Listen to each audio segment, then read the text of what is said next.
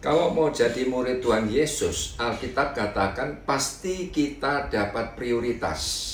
Ditulis di dalam Lukas 12 ayat pertama, pada waktu Tuhan Yesus ada di satu tempat, beribu-ribu orang mengerumuni Tuhan Yesus untuk apa? Untuk mendengarkan Tuhan Yesus.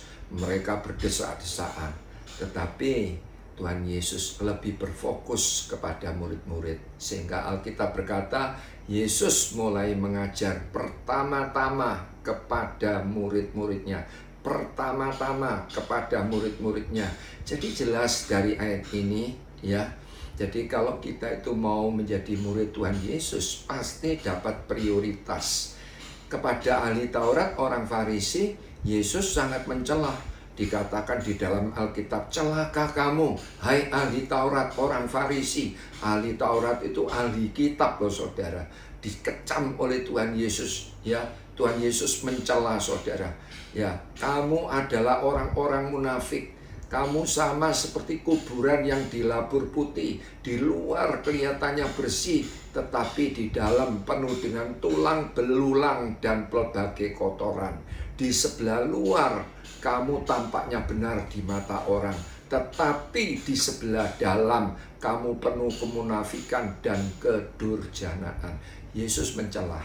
Bahkan kepada orang-orang yang berfokus kepada berkat dan mujizat, Alkitab juga berkata, Yesus tidak mempercayakan dirinya.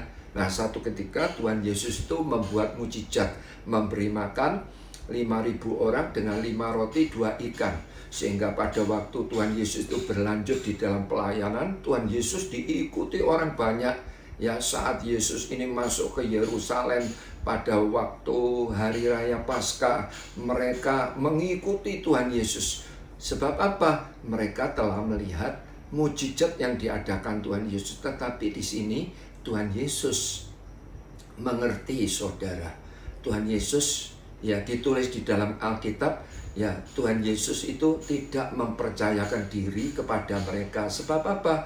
Mereka itu hanya bergantung kepada berkat yang Tuhan buat, kepada mujizat. Nah, hari ini saya berdoa, saudara dan saya sebagai anak-anak Tuhan, mari kita menjadi murid Tuhan Yesus. Sebab apa? Kalau kita mau jadi murid Tuhan Yesus, pasti mendapat prioritas. Pasti apa lagi?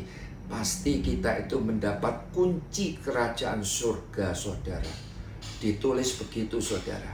Di dalam Alkitab dikatakan kita pasti mendapat kunci kerajaan surga dan alam maut tidak dapat menguasai.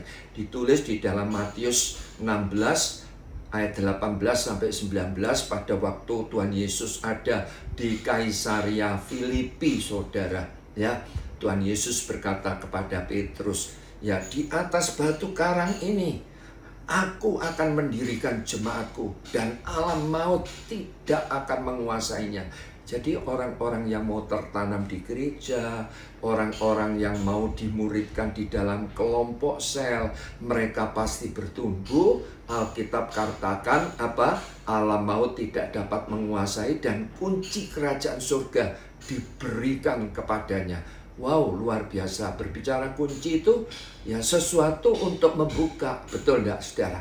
Sesuatu untuk membuka itu kunci. Itu berbicara apa? Terobosan. Jadi artinya kalau saudara mau menjadi murid Tuhan Yesus, saudara pasti akan mengalami banyak terobosan.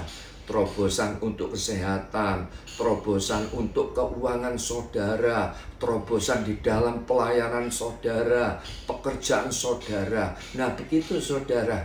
Jadi ada istilah itu begini, seorang guru tetap menjadi guru, betul? Tetapi seorang murid bisa jadi apa, saudara? Bisa jadi dokter, bisa jadi insinyur, bisa jadi apa lagi? Presiden, bisa menjadi apa? Camat, bisa menjadi lurah. Nah, betul? Nah, hari ini Tuhan ingatkan, orang yang mau ya menjadi murid Tuhan Yesus pasti mendapat prioritas, pasti mendapat kunci kerajaan surga dan alam maut tidak dapat menguasai. Tuhan Yesus memberkati.